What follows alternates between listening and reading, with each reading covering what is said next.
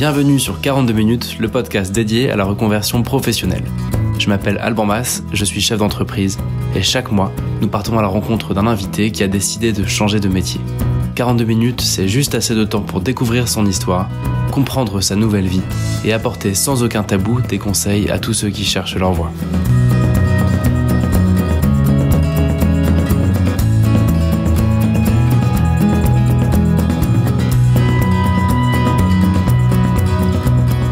Je suis très heureux de vous accueillir pour ce premier épisode de 42 minutes. Avant d'écouter notre premier invité, je voulais vous partager rapidement les raisons qui m'ont poussé à créer ce podcast. Autour de moi, je vois beaucoup de gens qui cherchent du sens dans leur métier et les outils ne sont pas toujours très efficaces aujourd'hui pour aider ceux qui cherchent à trouver le métier qui leur correspond bien.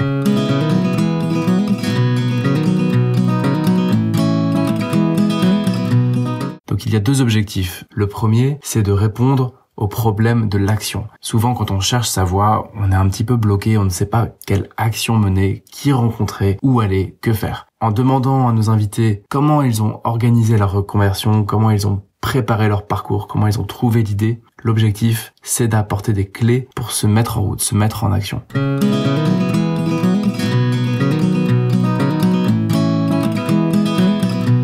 Le deuxième objectif de 42 minutes, c'est de mieux comprendre les métiers. Un des problèmes quand on cherche sa voie, c'est qu'on n'a aucune idée de l'étendue possible des carrières et des métiers. Et je pense qu'en vous faisant partager différentes vies, différentes carrières, différents métiers, avec aucun tabou sur les questions financières, sur les questions de formation, je pense que ça peut apporter des pistes intéressantes à ceux qui se posent des questions, voire pourquoi pas créer des vocations.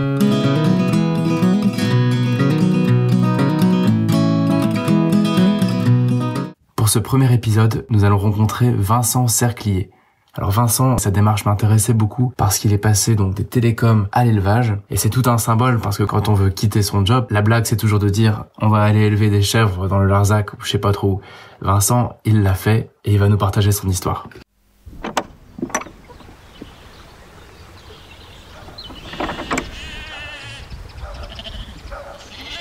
Salut Vincent. Salut Alban. Merci de m'accueillir, c'est sympa. Avec plaisir. Donc là on est dans la bergerie de Terre et Baie. De Terre et Baie. Terre et Baie, pardon. Exactement, à Nord-sur-Erdre. Mise en place depuis 4 ans, qui a commencé par une activité d'éco-pâturage, donc qui est de l'entretien d'espaces verts par des moutons, des chèvres, des ânes, et en plus une activité de vente d'agneaux, de colis d'agneaux pour les particuliers, tout en vente directe, ou les restaurateurs ou les bouchers. Super. Écoute, on va pouvoir se plonger un peu plus après dans le détail de ta vie d'éleveur et de éco-pâtureur, je sais pas comment on appelle ça. C'est ça, exactement. Et que pour nos auditeurs, l'important, je pense, ça va être beaucoup des gens qui se posent des questions sur le job idéal, un boulot qui leur correspond, qui leur convient, le fait de trouver un peu sa voie. Ce qui m'intéressait dans le fait qu'on puisse se rencontrer, c'est tout ton parcours. Comment on passe des télécoms à ce métier d'éleveur que tu fais aujourd'hui, qui n'ont rien à voir. Et si je dis pas de bêtises, c'est parti vraiment from scratch. T'avais pas de réseau, pas de culture spéciale d'élevage. On peut commencer par là, que tu me racontes un peu qui tu es, ce que tu faisais avant et comment tu en es arrivé à l'éco-pâturage. Ici, dans la bergerie. Donc mon parcours, j'ai travaillé 11 ans dans les télécoms avec un BTS électrotechnique et puis rentré dans une petite boîte, une belle boîte à Saint-Aignan-de-Grandlieu où on faisait de la maintenance pour les opérateurs de téléphonie mobile. Donc j'ai commencé comme ça comme technicien pendant 6 ans. Je montais tout en haut des pylônes, des châteaux d'eau, des églises pour dépanner les réseaux de téléphonie mobile. Très intéressant. On sort de l'école, on a une petite voiture autonome, c'était vraiment un bon job. Ça pendant 6 années. Après, on a perdu le marché pour un opérateur, donc il fallut rebondir. Plein de collègues ont suivi la nouvelle boîte qui avait récupéré le contrat. Et moi, je suis resté dans mon entreprise. Et puis j'ai évolué, passé sur la partie ADSL. Et pendant 2 ans, beaucoup de voyages, de la maintenance ADSL. C'était vraiment une étape bizarre. À la fois, c'était un job où on taffait presque pas. C'est-à-dire qu'on pouvait passer des journées sans rien faire. Et d'un seul coup, un appel qui tombait de Nantes, fallait que j'aille au Havre pour changer un routeur dans une entreprise. Donc, à la fois, ça peut être sympathique de voir ça comme ça, mais finalement, passer des journées à attendre les coups de fil, et puis au moment où tu as envie d'avoir ta vie, d'aller faire ton sport, d'aller retrouver ta famille, c'est là où il fallait partir, faire 4 heures de route. Donc, c'était un peu une étape. J'ai fait ça pendant 1 an, et j'ai demandé après à ma boîte si je pouvais évoluer, changer un peu, passer dans les bureaux. Du coup, ils m'ont trouvé un poste où je suis passé à gérer des projets d'installation en ADSL. Et là, c'était très intéressant parce que je suivais un projet de A à Z. De l'appel du client qui nous envoyait, nous disait, mettons, voulez-vous aller installer un bâti ADSL dans telle commune? Et donc, contact client, commander le matériel pour les techniciens, faire le planning, faire le suivi des chantiers, le reporting au client, la facturation, les rendez-vous sur Paris avec les clients tous les 2-3 mois, je sais plus, pour voir comment va l'activité, les reportings, le process dans l'avenir. Donc, c'était vraiment très intéressant, faire ça un projet de A à Z. Et j'ai fait ça pendant 2 ans, je crois. Et puis la dernière année de mon job, nouveau responsable qui est arrivé dans la société et qui a voulu un peu changer les méthodes. Donc du coup, on s'est retrouvés tous les gestionnaires de projets qu'on était sur tous les différents types de contrats. Il nous a tous remis ensemble et en gros, il y en avait un qui recevait les appels clients, un qui faisait du planning, un qui faisait de la logistique, un qui faisait du suivi de chantier. Donc moi j'étais au planning, donc faire du planning du lundi au vendredi, que ça c'est super chiant. Ça va 5 minutes, voilà, c'est ça. C'est ça qui m'a donné vraiment le petit coup de pied au derrière pour partir. J'avais déjà ça en moi, j'avais eu déjà des prémices de vouloir changer, de vouloir voyager. J'ai toujours voulu voyager dans le monde, je l'ai jamais fait parce que c'est difficile de quitter un job, parce que la société, les parents, les amis te dit des fois que c'est pas forcément bien de changer, où on a un poste sûr, on a son taf, on a son salaire, c'est intéressant. Mais j'avais toujours ça en moi. Et puis donc là, cette année de taf qui ne me plaisait plus m'a décidé à partir, donc j'en avais vraiment envie. Mais toujours avec des sécurités. Je voulais partir avec des sécurités, quoi. Pas partir comme ça, donner ma démission, voilà. C'était en moi, je pense, d'être assez, sécurisé. Et donc j'ai demandé une rupture conventionnelle. Je pense que ouais, c'est vrai. On est tous ceux qui nous écoutent, moi-même dans une autre vie, on va dire, mais oui, je pense que c'est le gros sujet de se dire qu'est-ce que je vais trouver, je sais ce que je laisse, je sais pas ce que je vais trouver. Oui, c'est ça. Ouais. Et comment je vais financer tout ça. C'est ça, l'argent en fait, c'est hyper présent. Voilà, c'est ça. On a le salaire, j'avais un bon salaire, j'avais 2000 € par mois à peu près, donc je vivais très bien. Et oui, qu'est-ce qu'on va retrouver? La peur de cet argent qui peut-être ne va plus être là, ou du même montant ou du même niveau à la fin du mois. Oui, ça fait peur, ça inquiétait. Mais voilà, j'étais prêt à le faire, prêt à partir avec des sécurités. Donc j'ai essayé de gérer une rupture conventionnelle avec mon employeur. Lui ne voulait pas, il voulait que je démissionne. Donc ça a été une bataille pendant plusieurs mois avec lui quand même. Et puis il y a eu à un moment donné, on a dû perdre des contrats et il fallait du coup faire partir du monde dans la société. Donc mon responsable est allé voir le directeur en lui disant attends, d'un côté Vincent il veut partir et tu veux pas, de l'autre côté faut qu'on diminue un peu les effectifs, donc à un moment donné il va essayer de falloir qu'on s'entende tous. Donc là t'avais ta porte de sortie. Donc là j'ai eu la porte de sortie, j'ai réussi à gérer la rupture conventionnelle. Donc pour moi ça a été vraiment une sécurité pour préparer l'avenir. Comment tu as pensé à l'éco-pâturage? C'était déjà quelque chose qui germait un petit peu dans ta tête? C'était parti de rien? Ah non, c'est parti de rien quand ce que j'ai dit à mes collègues, parce que tout le monde te pose la question. Quand tu pars, tout le monde te dit qu'est-ce que tu veux faire. Donc faut faire. En France, faut faire. Si tu veux exister, faut faire. Sinon, si tu fais rien, tu n'existes pas, tu n'es personne. Donc ça c'est un peu le problème. Donc faut toujours trouver quelque chose. Oui, il faut que je fasse. Donc tu trouves des idées que tu donnes aux gens, ça te fait pas forcément plaisir à toi, mais tu leur donnes. Donc tu trouves des choses. Donc moi je me rappelle, j'avais dit que je voulais travailler en extérieur, au contact d'animaux. Et puis du coup je suis parti. Et là, alors pareil, les gens te demandent toujours, la famille, les gens te demandent toujours ce que tu veux faire. Mais du coup j'ai pris, donc je suis parti avec 2 années de chômage. Et j'ai pris 1 an de chômage, je le dis et je l'assume, à ne rien faire, ne pas chercher de travail. c'était vraiment souffler, quoi. Souffler mes 11 années qui venaient de passer, se poser justement pour pouvoir bien repartir, et ça a été une étape vraiment très importante. Je me suis acheté un petit camion, un sommier, un matelas que j'ai mis dedans sommairement, et puis partir un peu, se libérer la tête avec ma copine, voilà, voyager et ouais, vraiment tout couper de la vie d'avant pour pouvoir repartir. Alors dans la tête, ça, par contre, ça tourne toujours dans la tête. Tu les cherches, les idées dans la tête. Tu cherches qu'est-ce que je vais bien pouvoir faire, qu'il faut que je trouve un projet, sans me mettre trop la pression. Mais au bout d'1 an de chômage, je me rappelle, j'avais toujours rien trouvé. Je savais pas du tout ce que je voulais faire. Et puis c'est un jour, en avançant comme ça, c'est vrai que je m'étais toujours dit quand j'étais sur l'autoroute. Pourquoi est-ce que ces kilomètres d'autoroute, quand tu vois les tracteurs débroussailleurs qui sont sur le côté d'autoroute, pourquoi est-ce qu'on mettrait pas des animaux à entretenir ça? Petite recherche sur internet, tiens, pourquoi on mettrait pas des moutons? C'est vraiment parti de là, et j'ai vu que cette activité, elle avait un nom, ça s'appelait l'éco-pâturage. Ça se faisait pas sur les routes, question sécurité, ainsi de suite, mais que ça se faisait dans les communes, dans les entreprises, et ça commençait à bouger, à se faire l'éco-pâturage. Donc j'ai creusé ça, des animaux, de la nature, de l'extérieur. Donc le projet est parti de là. C'est là, voilà, où j'ai commencé à creuser là-dessus, sur cette activité. Merci.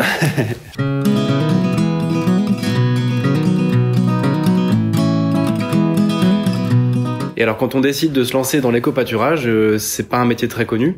Toi, tu connaissais rien à la base? Non, du tout. Par quoi tu as démarré? Comment tu as fait ça? J'ai commencé, dans mes souvenirs, déjà regarder sur internet ce qui se faisait. Donc il y avait que quelques entreprises, il devait y avoir 2 entreprises qui le faisaient en France. Donc essayer de creuser un peu, rechercher sur ces entreprises-là, mais finalement l'information était très limitée. Donc il y avait à la fois recherché sur l'élevage, puisqu'il fallait avoir des moutons. Donc il y avait les recherches à faire sur la partie animaux, élevage, comment on fait ça, quelles sont les portes d'entrée, sur la partie entretien d'espaces verts, comment est-ce qu'on organise ça, et aussi sur la partie, on va dire, juridique, administrative, comment on monte une entreprise. Ça, c'est vraiment ça qui a pris aussi beaucoup de temps au début. Comment on monte un projet administratif. Donc là, j'ai poussé la porte des chambres de commerce, et puis après, ça t'oriente vers différentes personnes qui peuvent t'aider. Pôle emploi aussi, il y a eu le fameux bilan de compétences de Pôle emploi. Et c'est ces différentes portes, chambre de commerce, à rencontrer du monde pour monter son entité. Les différents éleveurs que j'ai pu aller rencontrer pour la partie élevage. Du coup, je me suis dit, la partie élevage, ça m'intéresse bien. Donc, j'ai été bosser dans des fermes. Et finalement, le fait de bosser dans des fermes, je me suis rendu compte que la partie élevage vraiment en tant que tel, ça me plaisait beaucoup aussi. Et du coup, ça arrivait dans ma tête j'ai grandi sur une ferme chez mes grands-parents. Et ce monde de la ferme, ça a toujours été présent en moi. Je me suis toujours vu étant petit, comme on dit, au milieu de veaux, vaches, cochons, des poules, des oies. Ça a toujours été un environnement que j'adore, qui me plaît. Et donc j'arrivais dans cet élément qui me remettait en mémoire mon enfance, mes souvenirs d'enfance. Donc le projet est parti de là. Essayer de faire une partie éco-pâturage, entretien d'espaces verts. Et puis faire de l'élevage aussi d'agneaux et faire des petits colis de viande à taille humaine, vraiment à petite échelle. Pour faire mon activité, je voulais avoir bossé tout seul. Bosser tout seul, ça veut pas dire être isolé, rester dans son coin, mais c'est vraiment plutôt gérer ma petite vie, mes horaires, mon organisation, ma vie de famille, la vie professionnelle, gérer tout ça. Et c'est ce que aujourd'hui, j'arrive à faire, et pas l'envie du tout de s'agrandir, justement, d'avoir plus de taf, plus de... Est-ce qu'il y a un moment dans tes réflexions, donc tout ça a pris à peu près 2 ans, si je dis pas de bêtises, en tout cas le démarrage. Oui. Est-ce qu'il y a un moment où tu as eu un déclic de te dire c'est bon, j'ai trouvé le truc, ou est-ce que c'est quelque chose qui a pris encore un peu plus de temps? Oui, ça a été vraiment le déclic que j'ai trouvé, puisqu'avant j'ai eu des idées. J'ai rencontré une personne qui bossait en hôpital, en psychothérapie, donc il m'a aidé, et finalement, inconsciemment, j'ai fait une psychothérapie avec lui, et lui, il avait fait une formation de crêpier, donc en même temps, j'ai appris à tourner des galettes, à faire des crêpes et des galettes sur Billy. Donc je me suis dit, ah, tiens, je vais me lancer faire ça, je vais acheter un camion et je vais faire des crêpes et des galettes. Ça, c'était l'idée de début. Mais finalement, cette idée, elle avançait, mais j'y étais pas à 100%. Je voyais bien que c'était pas le projet. Mais en même temps, on a une idée, donc quand on a une idée, j'étais content d'avoir une idée, donc envie quand même d'y aller. Mais je sentais que c'était pas le truc, donc c'est passé. Ce projet est rapidement tombé à l'eau quand même, et c'est après l'éco-pâturage qui est venu tranquillement, et là vraiment je me suis rendu compte. Avec l'idée de l'éco-pâturage, mais surtout en allant bosser dans des fermes, avec la vue, la perception du travail dans une ferme, c'est là où je me suis rendu compte, ouais, là c'est ça que je veux faire. Donc au final, au niveau du timing, si tu prends l'ensemble entre le moment où tu t'es retrouvé avec du temps, oui, c'est-à-dire le moment où tu as quitté ton job et le moment où vraiment tu as posé les premières pierres de ton entreprise, il s'est passé combien de temps? Il s'est passé un an vraiment de tout lâchage, réflexion, un an, même un an et demi on va dire de tout lâchage. C'est revenu à la fin et je commençais à stresser au bout d'un an et demi de chômage où j'avais toujours pas d'idée. Je me rappelle que je commençais un peu à stresser. Donc on va dire il restait 6 mois de chômage. Je me disais bon là faut quand même que je trouve quelque chose. Et puis c'est venu comme ça. C'est pas parce que j'étais stressé que le projet est venu. C'est venu naturellement en fait. C'est venu naturellement. Donc ça fait 2 ans. En 6 mois j'ai commencé à construire mon projet plus on va dire juridique. Aller chercher sur internet, sur partout, comment on monte sa petite société, comment on fait l'étude économique, poser ses premiers chiffres sur papier. Et puis après, 1 an de travail, de formation, de rencontres avec des éleveurs, des gens du métier. Donc on va dire, il a bien fallu 3 ans quand même de montage de projet. C'est intéressant ce que tu dis parce qu'on a toujours un peu l'impression, tu m'arrêtes si je me trompe, mais on a toujours l'impression quand on veut changer de vie, changer de voie, qu'on va se réveiller un soir avec l'idée et que la semaine d'après, on aura un nouveau job et un job complètement aligné avec qui on est. Et dans les faits, on se rend compte qu'au final, c'est le cas pour tout le monde. Il y a toujours 1 an, 2 ans, 3 ans, 5 ans, parfois 10 ans qui se passent entre le moment où on est disponible dans sa tête et le moment où on a vraiment embrayé. Et encore, on parle pas de cartonner dans ton nouveau job, on parle juste d'avoir posé les premières pierres. Et c'est intéressant cette notion de temps. Dans ton cas, c'était 3 ans.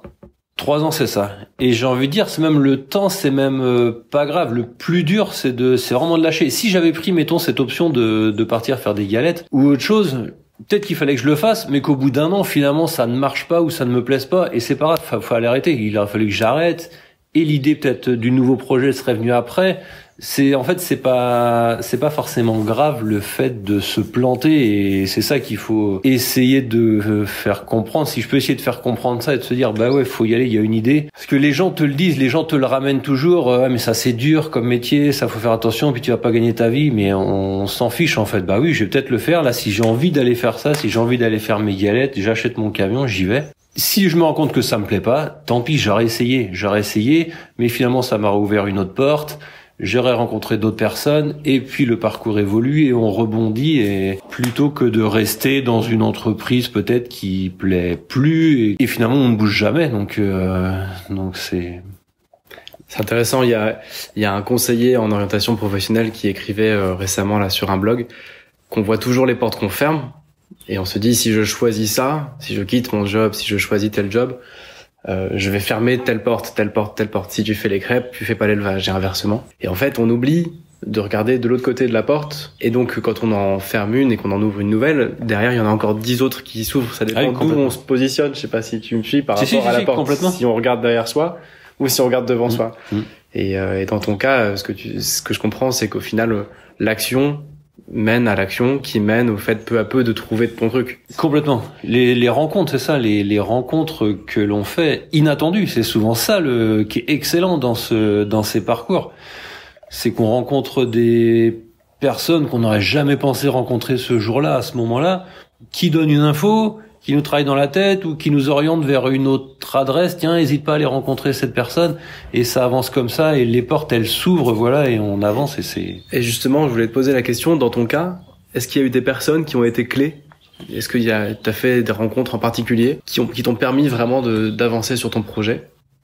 Un éleveur en particulier, avec qui j'ai passé beaucoup de temps et qui avaient une ferme dans le type de ferme que je voulais avoir, c'est-à-dire une activité vraiment à petite échelle, et des gens qui maîtrisent donc de la production, mais à la facturation et à la comptabilité. Actuellement, on peut plus gérer une entreprise, que ce soit dans mon cas une ferme ou autre, sans gérer la partie comptable. C'est trop important. On peut taffer toute sa vie.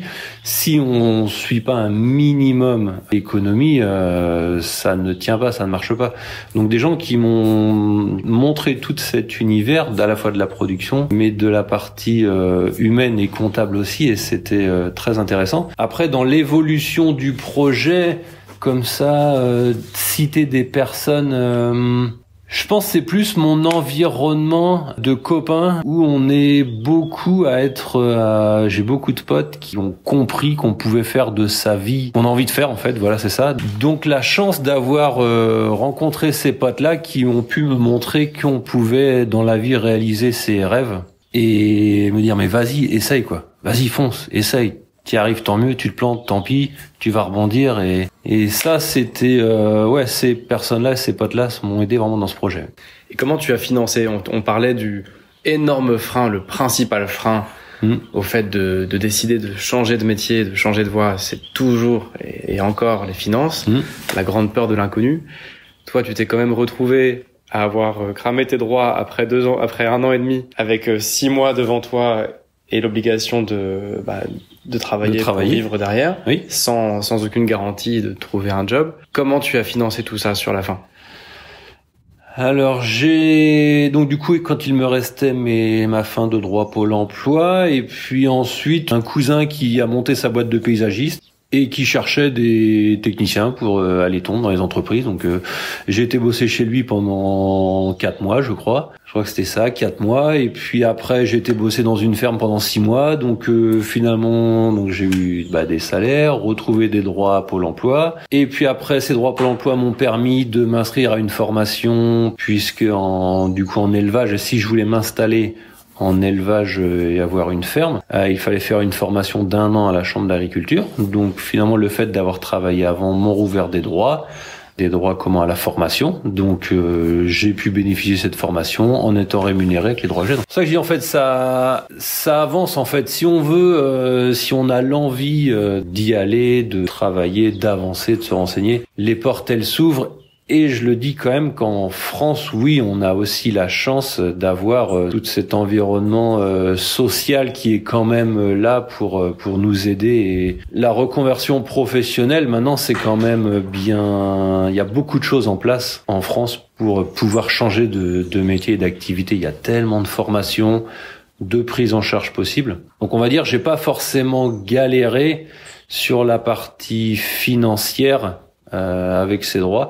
J'avais aussi un peu d'argent de côté. Donc oui, c'est vrai que quand j'étais en formation, j'avais que 800 € par mois. Donc j'ai pris un peu sur mes réserves personnelles, c'est vrai aussi. Donc ça m'a permis de vivre avec le minimum pendant cette année de formation et puis après rebondir, avancer.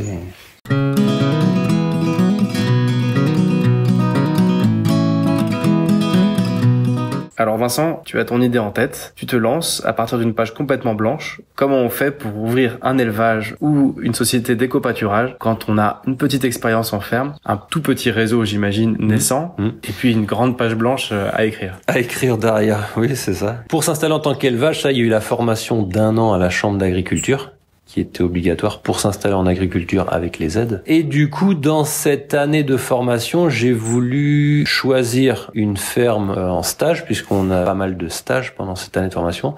C'est une formation qui est technique, qui est plutôt compta, qui est plutôt élevage, qui est générale? Il y a tout, général, c'est ça. De la partie technique à la partie gestion, comptabilité. Et je voulais trouver une ferme qui soit à mon image, en fait. Une ferme que je voulais mettre en place, en fait. J'ai travaillé ou j'ai rencontré pas mal de gens qui, je reviens à la partie comptabilité, qui attendaient le passage du comptable une fois par an pour savoir où est-ce qu'ils en étaient dans les sous. Et moi, je voulais surtout pas ça. Je voulais maîtriser ma comptabilité, je revenais en fait un peu à mon taf que j'avais avant dans la société où je gérais tout de A à Z. Et c'est ce que vraiment je voulais faire avec mon activité, gérer à la fois de la partie production, élevage, mais aussi toute la partie comptabilité, facturation. Je voulais savoir où j'allais. Puisque si ça marche, faut continuer, mais si ça marche pas, je veux être capable de dire bah stop, j'arrête, ça marche plus.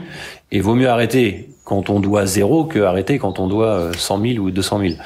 Donc tu fais cette fameuse formation. Je fais cette fameuse formation avec donc l'entreprise où la ferme où j'étais, et là c'était avec eux, ça reste mes mentors, on va dire, où je les appelle encore souvent, et ils m'ont bien orienté, bien guidé, très à l'écoute, très disponible. Et cette année de formation aussi, elle permet d'écrire justement son projet, de poser. Il faut poser son dossier, l'écrire faire un book, je sais plus comment on appelle ça, pour tout lister, à la fois la partie technique, mais la partie aussi comptabilité. Donc ça m'a vraiment permis de poser tous les chiffres. Et avec ça, on peut ensuite aller trouver une ferme si on a envie de s'installer. C'est une formation adulte, donc on se retrouve vraiment qu'avec des personnes qui sont pratiquement tous en reconversion professionnelle. Des gens qui arrivent d'un autre milieu, mais dont les parents sont en ferme, et des gens comme moi qui arrivent d'un autre milieu, d'un autre secteur, dont les parents ne sont pas en ferme. Il y a tout à construire.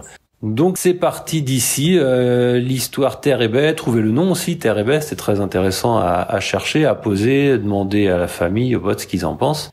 Et donc tu as ton logo, tu as ton site naissant, j'imagine aussi, tu as ta formation, tu as ta boîte, et voilà. Ça démarre avec des moutons.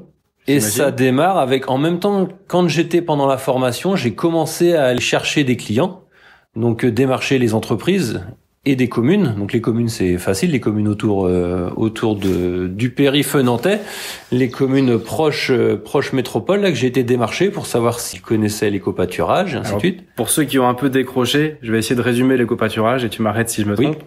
C'est tout simplement remplacer la tondeuse par un moyen naturel peu polluant, c'est ça, l'animal. Exactement, écologique, et remettre des animaux dans les cœurs de centre-ville, des animaux, on va dire, de ferme, d'élevage, où ces animaux avaient quitté, en fait, les communes proches périph', il reste de moins en moins de fermes, donc les animaux d'élevage sont plus partis en campagne. Donc c'est vraiment intéressant de remettre ces animaux au cœur des centres-villes. Donc tu cherches des clients, là pour la partie éco-pâturage. Voilà. Je commence mon activité en démarrant d'abord par l'éco-pâturage, puisque j'ai toujours pas de ferme, j'ai pas trouvé de ferme, c'est dans un deuxième temps. Déjà, je démarre par l'éco-pâturage. Comment tu trouves ton premier client sur l'éco-pâturage ? J'ai fait une étude de marché avec une association qui s'est lancée dans l'éco-pâturage. En recherchant, j'ai vu qu'elle existait, cette association. Eux, ils m'ont aidé à faire une étude de marché. J'avais jamais fait ça, une étude de marché, donc je l'ai pas fait, c'est pour ça que je l'ai pas fait tout seul. Donc eux ont pris, une personne a pris son téléphone, a contacté toutes les communes autour de Nantes, et puis il m'a fait un petit retour en disant voilà, commune très intéressée, fortement intéressée ou pas du tout intéressée, ainsi de suite. Et puis après, moi j'ai repris le téléphone, je les ai contactés, et c'est parti comme ça. Et quand on obtient le premier contrat, ben, je dis maintenant faut acheter des animaux. Donc un collègue m'a prêté un champ, j'ai pu acheter mes premiers moutons, et puis en mois d'avril, au printemps du coup 2015, j'ai honoré mes premiers contrats d'éco-pâturage. Et là, tu dois te dire, t'as quand même passé un certain cap. Oui, voilà. Quand t'as ton premier contrat en main. Quand il y a le premier contrat qui est signé. Et ton premier mouton qui vient brouter la première parcelle. Exactement. Ça, c'est génial. C'est le début du métier d'éleveur qui démarre, parce que c'est sympa d'avoir les animaux quand on bosse dans une ferme, mais on n'a toujours pas la responsabilité de ces animaux. Donc quand enfin on a ces animaux, ça y est, on est responsable de leur santé, de leur alimentation, de la reproduction. Et là, tout se met en place, ouais.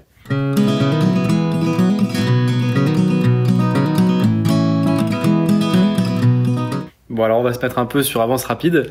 Quelques années passent. Tu as développé Terre et Baie avec l'activité donc initiale d'éco-pâturage. Tu as trouvé de nouveaux clients. J'ai vu que tu as aussi des grands comptes, comme on dit. Tu as Decathlon, tu as Suez, t'as des communes. Il y a aussi la ferme ensuite que tu as créée. Aujourd'hui, ta vie d'éleveur et de responsable de troupeau en éco-pâturage, je ne sais pas exactement quel est le terme, excuse-moi. À quoi ça ressemble concrètement, une semaine type ou un mois type? S'il fallait décrire un peu ton job actuel, maintenant que tu es plus installé, qu'est-ce que tu pourrais dire à quelqu'un qui nous écoute et qui se demande à quoi ça ressemble de manière réaliste cette vie, ce boulot d'éleveur?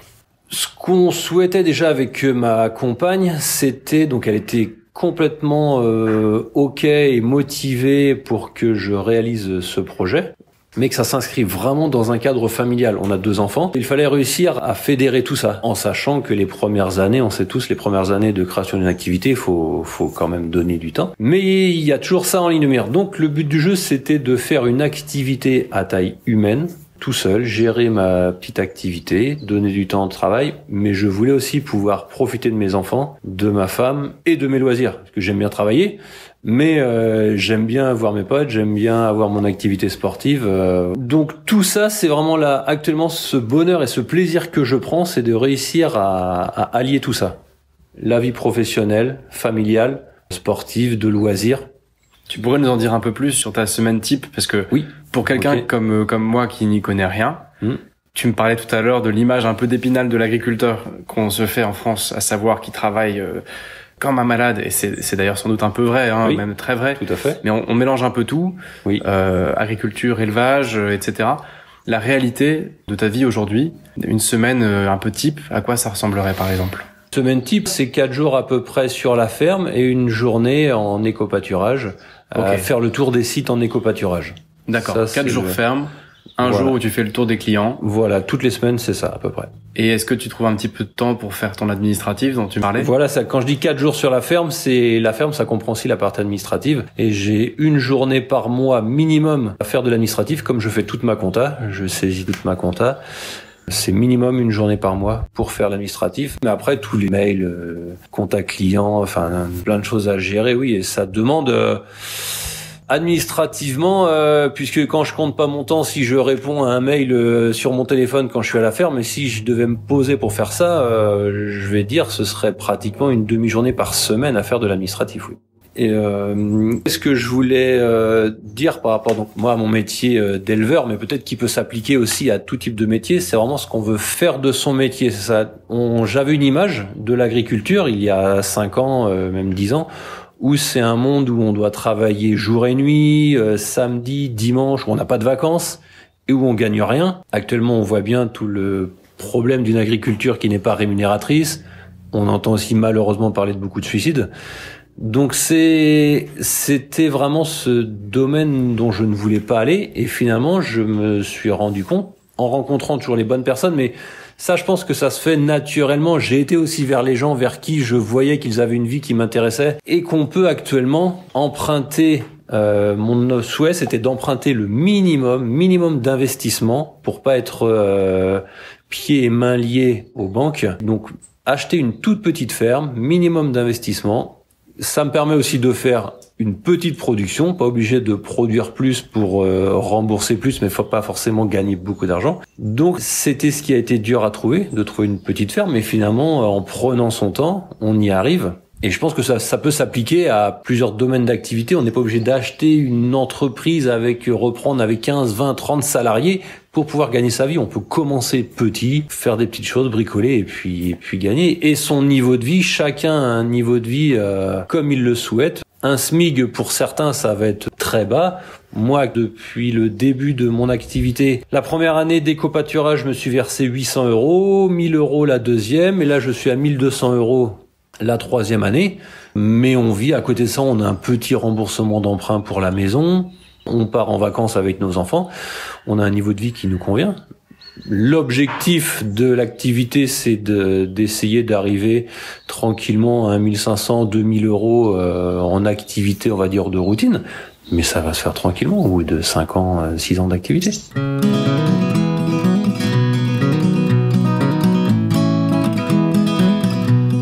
Alors Vincent, ce que je comprends, c'est que tu as réussi à organiser ta nouvelle vie pour qu'elle ressemble à ce que tu voudrais au niveau des horaires.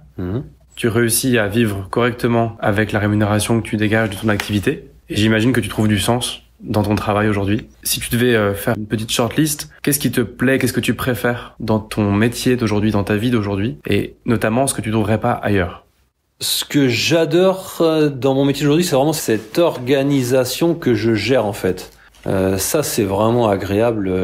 Je gère mon activité. Si un matin, il faut que je commence de bonne heure, mais qu'en même temps, au milieu de la matinée, je dois aller à un rendez-vous pour mes enfants ou pour moi, Il n'y a plus aucune contrainte d'être assis au bureau de 9h à 18h et de se dire ah mince pour aller voir ce rendez-vous personnel. On est toujours plus ou moins bridé. Ça, c'est vraiment très agréable. Tu poses plus une journée pour aller chez le dentiste. Oui, voilà, c'est ça. Pour faire n'importe quoi, je peux... Oui, même travailler 1 heure de plus un soir ou un midi, rester manger le midi, mais si je veux aller voir un pote l'après-midi, personne va me l'interdire. Il faut que mon activité soit viable et j'ai envie que dans 5 ans, je sois toujours là. Et évidemment, faut un minimum gérer son activité et que l'activité soit pérenne, c'est ça. Mais on organise, ça c'est vraiment intéressant, cette organisation, gérer son temps personnel, enfin son organisation professionnelle. Et ce qui est le plus jouissif, je vais dire, c'est que j'ai plus l'impression d'aller au travail. J'ai plus ce coup de blues du dimanche soir, de se dire oh là là, demain genre on repart, c'est lundi, on retourne au boulot. Ça, je l'ai plus du tout quoi. C'est plus un travail en fait. C'est chez moi ici. Là, on est dans la bergerie, mais j'habite ici en fait. Un alignement de ce que tu sais faire, ce que tu aimes faire, et de ce de quoi tu vis. Oui, voilà, exactement. T'es payé pour faire ce que t'aimes. Exactement, c'est ça. C'est exactement ça. Donc ça, c'est vraiment ce qui est le plus appréciable. Ouais.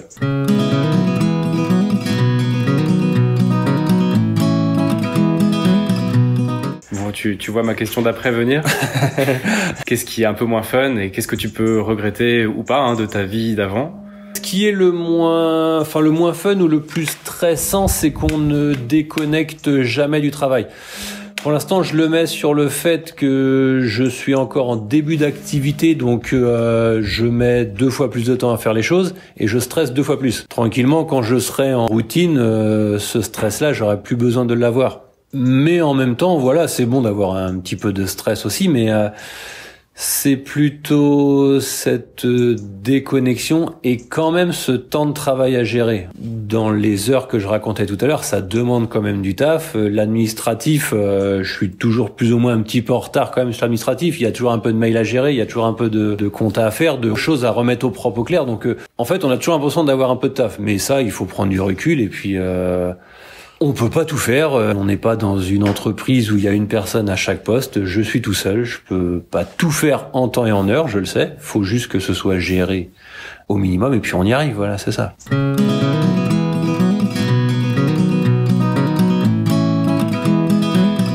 Côté tempérament, tu dirais que ce job convient à des personnes qui ont quel profil? C'est difficile de mettre tout le monde dans des cases, on est bien plus qu'un profil X ou Y.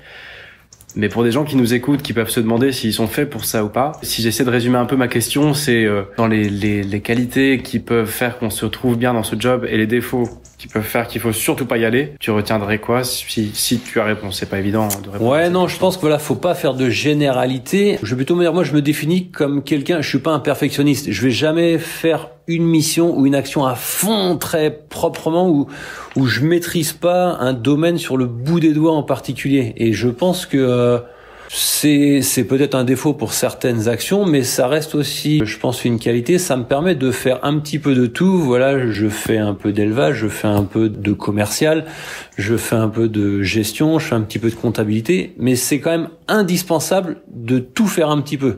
Si on veut être perfectionniste, si je veux être un comptable hors pair, un éleveur hors pair, un commercial hors pair, non, on peut pas faire cette activité, c'est pas possible, ça demande trop de temps. Je peux pas savoir faire un site internet sur le bout des doigts. Donc il faut à la fois, je pense que si on touche un petit peu à tout, mais vraiment à chaque partie sans en oublier une, et puis avoir voilà un minimum la tête sur les épaules, on peut s'en sortir en faisant sa petite activité raisonnablement. Ouais. Alors pour tous ceux qui pourraient être intéressés pour te suivre sur cette voie-là, quels conseils tu donnerais à un débutant qui part sans réseau, sans projet? Qu'est-ce que tu lui recommanderais de faire comme rencontre, comme lecture, comme formation? Est-ce qu'il faut faire des études pour faire ce job? Est-ce que tu as des recommandations, des bons plans, des conseils à partager? Le plus dur, comme on disait au début, c'est de lâcher ce qu'on a. Si on se sent l'âme, ou je veux dire qu'on n'a pas les 2 pieds dans le même sabot, ou qu'on est une personne dynamique, on peut y arriver. Si on a envie, voilà, d'avancer dans la vie, comme on a dit, de pousser quelques portes, ça vient tranquillement. En fait, ça, faut pas s'inquiéter pour ça. Et même si au pire le projet marche pas tout de suite, du taf, on peut taffer, du taf alimentaire, il y en a en fait. Et pardon de te couper, ça veut dire qu'il y aura toujours de quoi manger. Il y aura toujours de quoi travailler. Voilà, c'est ça. Et survivre un an de plus. Voilà, de survivre 6 mois de plus avant d'obtenir la formation peut-être qui va nous aider pour aller vers le métier que l'on veut.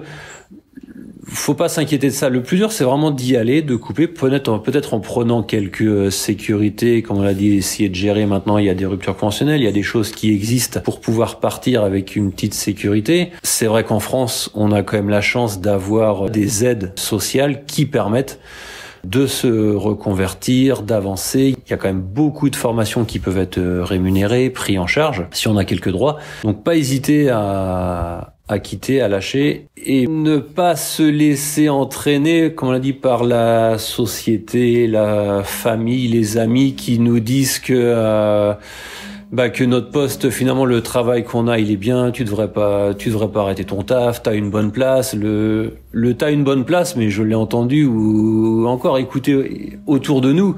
Combien de fois on entend des gens dire, ouais, mais j'ai quand même une bonne place, mais qu'est-ce que ça veut dire une bonne place? Est-ce que tu prends plaisir dans ce que tu fais? Est-ce que c'est juste parce que t'as une bonne rémunération? Est-ce que c'est ça une bonne place? Est-ce que tu t'éclates dans ton taf? Donc, pas hésiter à changer, et si on a envie que ça avance, les gens, on va les rencontrer, les portes, elles vont s'ouvrir et ça va le faire. Et après, c'est du bonheur.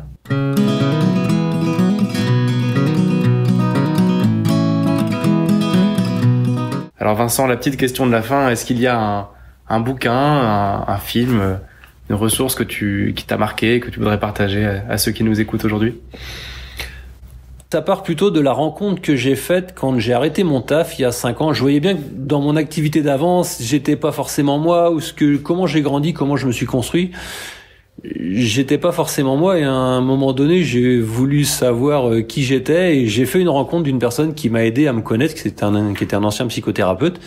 Et je l'ai rencontré, la première question que je lui ai dit, c'était voilà, j'ai l'impression de pas être moi, donc lui, il m'a aidé pendant cette année à savoir qui je voulais devenir et qui je suis devenu aujourd'hui. Et c'est vraiment plutôt ces quelques bouquins que j'ai pu lire ou que j'ai pas forcément un titre en tête, mais apprendre à être soi, à faire les choses pour soi, toujours dans le respect des autres, dans ça là-dessus, il y a aucun problème. Pour porter du fruit aux autres aussi. C'est ça, pour apporter quelque chose, mais vraiment faire les choses qu'on a envie. Il y a plein d'ouvrages là-dessus qui peuvent être lus.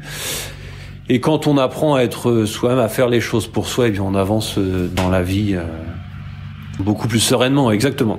Merci Vincent, c'était très très riche. Je pense que tous ceux qui nous ont entendus, s'ils sont encore là à ce stade de l'émission, te remercient aussi. Merci à toi aussi, Alban. C'est vraiment plutôt encourageant. Ça montre que sans formation, sans réseau, on peut avancer, notamment dans des métiers complexes comme ceux de l'élevage. Pour conclure, imaginons quelqu'un qui veut remplacer ses tondeuses par des gentils moutons et avoir une dimension un peu plus écologique, rajouter le côté animal à tout ça. Où est-ce qu'on peut te retrouver aujourd'hui? Donc l'actualité de Terre et Baie, c'est sur la page Facebook. Je poste des petites actualités sur l'activité. Et puis le site internet aussi, terreetbaie.com. Merci Vincent. Merci Alban. À la prochaine. Si cet épisode vous a plu, abonnez-vous et laissez-moi un petit commentaire, ça m'aidera à améliorer ce podcast. N'oubliez pas aussi de rejoindre le groupe Facebook 42 minutes pour trouver sa voie. C'est une communauté d'entraide où vous pourrez apporter votre réseau, vos idées pour aider ceux qui cherchent encore leur voie. Je vous dis au mois prochain avec Antoine qui nous racontera comment on fait quand on est consultant en biotechnologie pour devenir comédien sur les planches à Paris. En attendant, je vous souhaite une chose, éclatez-vous dans votre job.